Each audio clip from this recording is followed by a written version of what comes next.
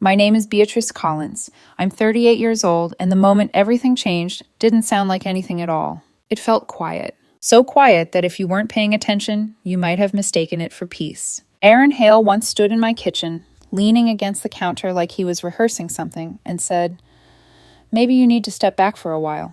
Think about what you're risking." And I remember something inside me didn't break. It didn't even crack. It just stilled. Not anger, not panic, just clarity. At the time, I don't think Aaron understood what that silence meant, but I did. Before I met Aaron, my life had a structure I trusted. I worked as a logistics manager for a commercial refrigeration supplier. It wasn't glamorous, but it was stable, predictable, clean. Last year, I cleared just over $100,000 with bonuses. I liked knowing where things were going. Aaron was different. He worked in client partnerships for a boutique wellness company. He made less, around $47,000, but that was never the issue. This was never about money. It was about what he started believing he deserved. For the first few years, we were fine, actually fine. Saturday errands, Sunday meal prep, trips twice a year, quiet dinners, small arguments that ended before they became anything serious. Normal life. We talked about redoing the guest bathroom, maybe replacing the back deck, things that implied a future. Then Aaron found a different language. At first, it sounded harmless. Podcasts, journaling, a weekend breathwork class. People get into things. I didn't question it. But slowly, everything changed. Every conversation became alignment. Every disagreement became resistance. Every responsibility became something that was blocking his growth. If I asked what time he'd be home, I was interrupting his process. If I wanted to talk through a problem, I was not holding space. If I asked why he had spent $520 on a somatic release intensive without mentioning it, I was attaching fear to his healing. And then there was the word he kept using, abyss. This house feels like an abyss. Routine feels like an abyss. Expectation feels like an abyss. He said it so often it stopped sounding real. 3 weeks before our anniversary, I booked a long weekend in Portland. Nice hotel, flights, a reservation at a restaurant overlooking the river. Just under $2,800 total, with about $900 already non-refundable. I booked it because I thought we needed time together. Aaron had a different vision. 2 days before our anniversary dinner, he told me he wanted to pull another $3,400 from our savings for a solo retreat in Arizona. 7 days. No phone except one check-in. Hosted by some woman with a massive online following, promising a guided descent into the inner void. I told him no. Not because we couldn't technically afford it, but because we had just spent nearly $8,000 fixing a drainage issue in the backyard. Because savings had a purpose. Because disappearing into the desert wasn't a priority over maintaining the life we had built. He looked at me like I had missed the point entirely. "You always reduce everything to numbers," he said. "Someone has to," I replied. "Bills don't pay themselves because a caption says heal." He went cold after that. Our anniversary dinner was that Friday. Small steakhouse downtown. Dim lighting, quiet enough that you could hear glasses touch the table. We made it through appetizers pretending the week hadn't happened. Then he brought it up again. He said Portland felt performative. He said couples trips were a distraction. He said the retreat mattered more than celebrating another year of what he called a surface-level relationship. I told him I didn't have a problem with him growing. I had a problem with him turning every selfish impulse into something sacred the moment he used the right vocabulary. That's when he leaned back, folded his napkin, and said it. "This relationship feels like an abyss, and I need to climb out alone." The server had just started walking toward our table. He stopped mid-step, turned, and disappeared so fast I almost respected it. I looked at Aaron for maybe 3 seconds. Not angry, not loud. "Just done." "Then climb," I said. He laughed, short, dismissive. "Beatrice, don't be ridiculous." I didn't respond. I asked for the check, paid the $164 bill, tipped well, because none of this was our waiter's fault. Then I opened my phone and canceled the Portland hotel before dessert even came. That got his attention. "Are you seriously doing this right now?" "Completely," I said. He told me I was being dramatic, that I was punishing him for being honest, that I was turning one vulnerable sentence into something extreme. I stood up, picked up my coat, and said quietly, "No, I'm finally taking you seriously." Then I left. On the drive home, my phone lit up the entire way. Aaron. Then his sister Megan, then numbers I didn't recognize. By the time I pulled into the driveway, I had 11 missed calls and a message that started with, "You always do this." Inside the house, I did 3 things. First, I canceled the rest of the Portland reservations. Second, I paid a consultation fee to a divorce attorney named Naomi for the next morning. Third, I moved $9,200 from our joint account into my personal one, leaving enough for every bill already scheduled. I wasn't trying to empty anything. I was preparing for reality. That night, I slept in the guest room. At 1:08 a.m., the door opened. Aaron stood there, arms crossed. "You're really sleeping in here over one sentence?" I turned on the lamp and looked at him. "No," I said. "I'm sleeping in here because of the last year." The sentence just confirmed it. He paced. Said I was trying to scare him. Said I wanted control. Said real partners didn't respond to emotional honesty by calling lawyers. I told him I had an appointment at 9 a.m. That stopped him for a second. Then he smiled, like he had found something sharp to say. "Maybe some people are too afraid to look into the abyss with someone who's evolving." That was supposed to provoke me. "Maybe," I said, and I turned the light off. By 11:15 the next morning, I had a signed retainer agreement, a legal pad full of instructions, and one very clear direction from Naomi. Document everything. Don't get pulled into emotional conversations, and stop treating this like a rough patch if you already know it's a pattern. I didn't argue with her, because she was right. By 2 o'clock that afternoon, Aaron had already posted something online, a neutral-toned quote card in beige and soft gray. Some men have to walk away from what confines them in order to become who they truly are. No names, no context. But it didn't need any. The message was clear. And that's when I knew this wasn't going to stay private. 4 days later, the situation had somehow become a community event. It started with Megan. She texted from her phone, then from a work number when I didn't respond fast enough. She said Aaron wasn't sleeping, that he was devastated, that I was overreacting, that I was blowing up a relationship over one emotional sentence. I replied once. It wasn't one sentence, it was a pattern. Megan didn't like that. The next afternoon, Aaron showed up at the house. He didn't come alone. Megan was with him, and so was a man I had never met before. Tall, soft voice, calm posture, the kind of presence that tries to feel grounded even when it's standing somewhere it doesn't belong. Aaron walked past me into the foyer like the conversation had already been decided. "We're here for my things," he said. I didn't move. "You can schedule a pickup," I replied. "You don't get to show up with backup and improvise one." He turned, eyes sharp. "This is our house." "Premarital deed," I said evenly. "Let's stay accurate." That landed harder than I expected. The man stepped forward slightly, hands open.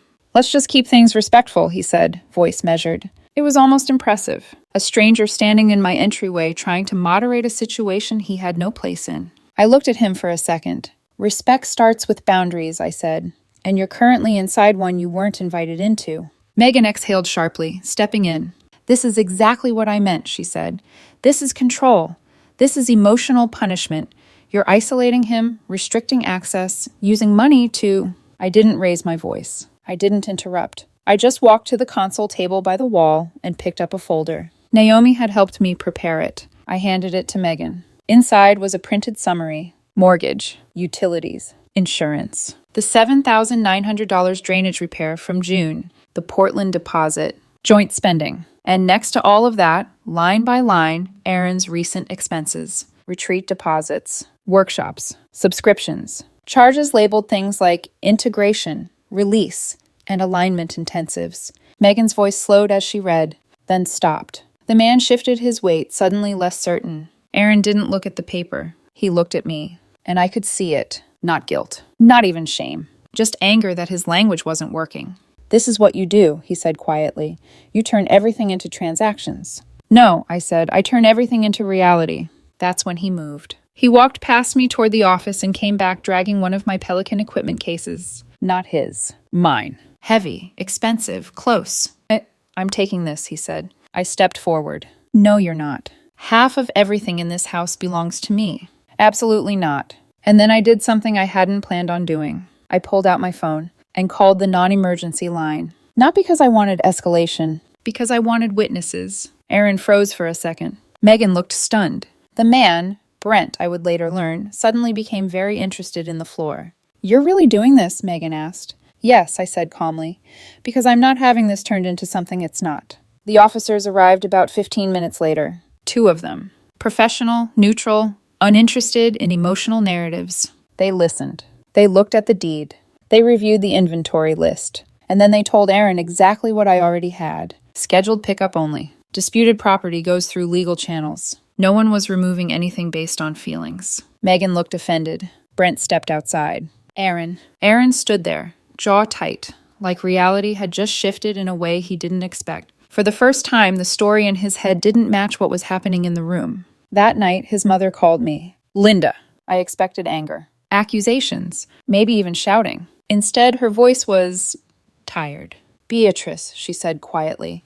Tell me what happened. Plainly. So I did. I told her everything. The retreat. The savings. Portland. The exact sentence at dinner. The officers. No embellishment. No emotion layered on top. Just facts. Then I sent screenshots. Even the canceled travel confirmation. I wasn't trying to win her over. I was too tired for that. 15 minutes later, she called back. She told me you mocked him, Linda said.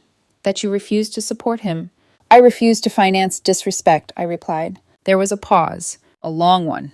Then a quiet exhale. I needed the truth, she said. And just like that, something shifted. Monday morning, Aaron transferred $4,700 out of our joint account into his personal one. He labeled it Abyss Recovery. I stared at the screen for a long second, then forwarded it to Naomi. She actually laughed. Keep that forever, she said. We documented it, filed it, locked down the account, and moved forward. I changed the garage code, updated the alarm system, removed his access to shared financial tools, installed 2 exterior cameras, not out of fear, out of clarity. Aaron responded the only way he knew how. He got louder. Online posts, vague statements, quotes about depth and limitation. Some people fear your evolution because it exposes their stagnation. Not everyone deserves access to your transformation.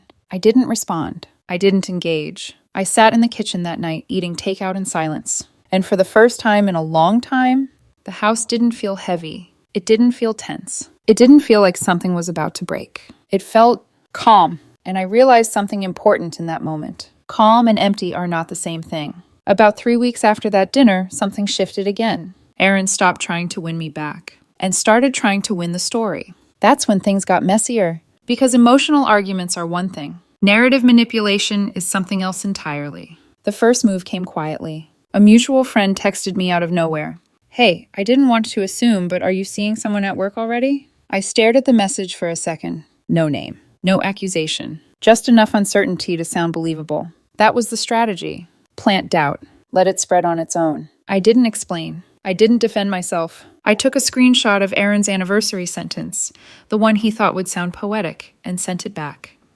This relationship feels like an abyss, and I need to climb out alone. Nothing else. The reply came a minute later. Wow, that was enough. But Aaron wasn't done. 2 days later, he showed up at my office. I work in a brick building, just off the interstate. Reception sees everything, tracks everything. He walked in wearing a cream sweater, holding 2 coffees, and a small bakery box, smiling like this was a scene he had already rehearsed. I'm here to surprise my partner, he told the receptionist. Partner? Not ex. Not separated. Partner. The receptionist called upstairs. I didn't hesitate. Don't send him up, I said. There was a pause on the line. Are you sure? Yes. Aaron waited in the lobby for 40 minutes. 40 minutes. Long enough for people to notice. Long enough for the gesture to feel intentional. Then he left. He didn't cause a scene. He didn't argue. He just placed the coffee and the box on the counter and walked out. Later, reception sent up what he left behind. Inside the box, untouched pastries and a folded note. I never wanted out. I just wanted you to meet me in the depth. I read it once, then took a photo and sent it to Naomi. No response needed. Documentation. Always documentation. 2 days after that, the rumor spread wider. Different friend. Different angle. Hey, I heard things got bad between you two. Aaron said you checked out a while ago. Not cheating this time. Just emotional abandonment. He was adjusting the story. Testing which version stuck. I responded the same way. Minimal. Precise. No emotion. No narrative. Just truth. And slowly, people stopped asking. Because confusion can survive on noise, but it doesn't survive on consistency. Then came the fake emergency. 9:42 p.m. on a Thursday. Unknown number. Aaron's mom collapsed from stress. He's at the ER. He needs you. For a split second, I almost moved. Almost grabbed my keys. Almost reacted. Then I stopped and called Linda directly. She answered on the second ring. Background noise. Shopping carts.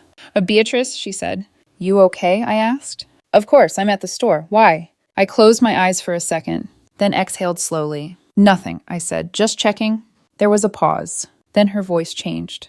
Did he do something? I didn't answer directly. I didn't need to. Oh, she said quietly. That one word carried more weight than anything else she could have said. I'm done, she added. And I believed her. Naomi used all of it. The office visit, the rumor, the fake emergency. Each piece wasn't dramatic on its own, but together, they formed a pattern, a clear one. We pushed for temporary, exclusive use of the house, and communication through attorneys only, except for scheduled property pickup. We got it. Aaron did not take that well. The pickup day was set for Saturday at 1 p.m. He didn't come alone. Linda came with him, and I appreciated that, because at least one adult would be present. Aaron walked through the house slowly, like he was moving through a memory instead of a place. Remember this lamp? He said, touching the edge of the table. We got it in Asheville. I didn't respond. Remember this throw? Seattle. Aaron, I said calmly, stick to the inventory list. He smiled. Thin, almost amused. You used to be softer than this. From the hallway, Linda's voice cut in. He used to feel respected too. Silence. Sharp. Immediate. Aaron turned toward her, face tightening. Mom, whose side are you on? The side where adults don't rewrite reality to feel better about their choices. That landed harder than anything I could have said. For a second, I almost looked away, just to give him privacy inside that moment. But I didn't, because this wasn't private anymore. The rest of the process was quick. Clothes, shoes, books filled with highlighted passages about transformation and release, candles that smelled like expensive fruit, things that had always felt like decoration more than meaning. Then he stopped in the office. His eyes landed on something in the desk tray, the Portland itinerary, printed, still there. He picked it up slowly. You really canceled all of it? He asked. Yes. For the first time, he didn't look angry. He looked surprised, like a part of him genuinely believed that consequences only existed in theory, that something, somewhere, would stop this before it became real. But nothing did. On his way out, standing next to Linda's car, he paused, turned back, and gave me one last line. If you go through with this, don't expect me to make it easy. I held his gaze. You already haven't. And that was the moment I knew. This wasn't about fixing anything anymore. This was about finishing it. A week later, we sat across from each other in mediation. Neutral office, soft lighting, a long table that made everything feel more formal than emotional. Aaron arrived 10 minutes late, calm on the surface, controlled, like he had practiced this version of himself. His opening request was ambitious. Half the appreciated value of the house, monthly support, a portion of my annual bonus, and reimbursement for what his attorney described as emotional labor and personal development investment. I didn't react, didn't laugh, didn't even blink. Naomi did all the talking. One document at a time, she slid everything across the table. The premarital deed, mortgage history, joint account records, the Abyss recovery transfer, the office note, the fake emergency message, the full breakdown of shared expenses, every receipt, every timeline, every contradiction. Aaron's attorney got quieter with each page. Aaron didn't interrupt, but I could see it. That slow realization. That language wasn't going to save him here. Mediation didn't end everything that day, but it ended the illusion. From that point on, everything became smaller, more realistic, more grounded. Meanwhile, my life didn't pause. It moved, quietly, deliberately. I started boxing at 6 a.m. 3 times a week. Not because I was angry, because hitting something solid felt better than explaining something obvious to someone who refused to hear it. Work got busier, then better. I was promoted to regional operations lead, 9% raise, more responsibility, more clarity. And one Saturday morning, after a volunteer cleanup at Percy Warner Park, I met Daniel. Nothing dramatic, no tension, no intensity, just easy. We got coffee afterward, sat outside, talked about nothing important, and everything that mattered. He asked me what I liked to do when I wasn't working. I thought about it for a second, then said, quiet road trips. He smiled. Then maybe your next one should actually be peaceful. It was such a simple sentence, but it stayed with me. Because for the first time in a long time, peace didn't feel like something accidental. It felt like a direction. The divorce finalized a little over 3 months after that anniversary dinner. Fast for something that once felt permanent. Expensive in the way clarity often is. By the end, I had spent just under $18,000. Attorney fees, mediation, canceled travel, security updates, replacing a few things Aaron had decided were his in a way that didn't match reality. Still, It was cheaper than staying. The final settlement looked exactly how you'd expect when one person brought feelings, and the other brought records. I kept the house, my retirement, my vehicle, my bonus, the structure I had built. Aaron kept his car, his personal savings, his jewelry, the $4,700 he transferred, and a final $11,000 cash settlement to close everything out cleanly. No alimony, no ongoing support, no future entanglement.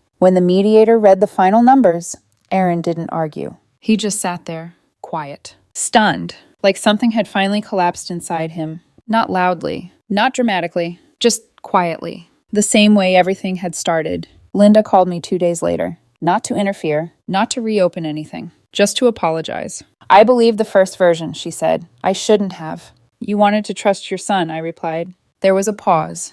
I raised him to be independent, she said slowly. Not to treat commitment like something he could outgrow whenever it stopped feeling easy.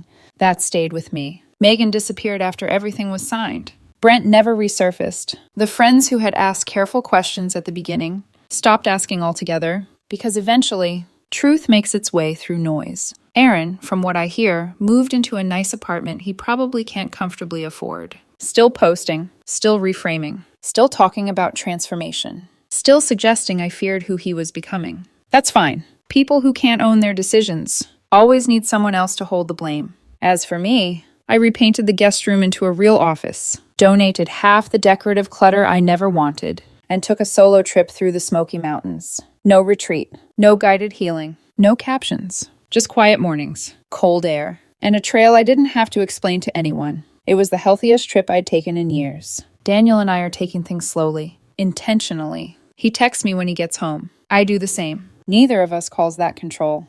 We call it care. A couple weeks ago, he stood in my kitchen, looked around, and said, "This place feels light." That was the nicest thing anyone could have said to me, because that's what I fought for in the end. Not revenge, not dominance, not some dramatic victory. Lightness. That's the lesson. The problem was never growth. It was contempt. Disrespect dressed up as evolution. Being told that accountability was limitation. That selfishness was bravery. Aaron didn't lose this relationship because he wanted more. Everyone wants more. He lost it because he believed more meant exemption. Exemption from responsibility, from partnership, from honesty, from treating the person beside him like a person instead of an obstacle. That isn't depth. That's entitlement with better language. And when someone keeps describing your love like it's something they need to escape from, believe them. Step aside. Let them climb. The worst thing you can do is keep trying to earn a place in a life where you've already been rewritten as the problem. Aaron wanted out of the abyss. He got out, and I finally got peace.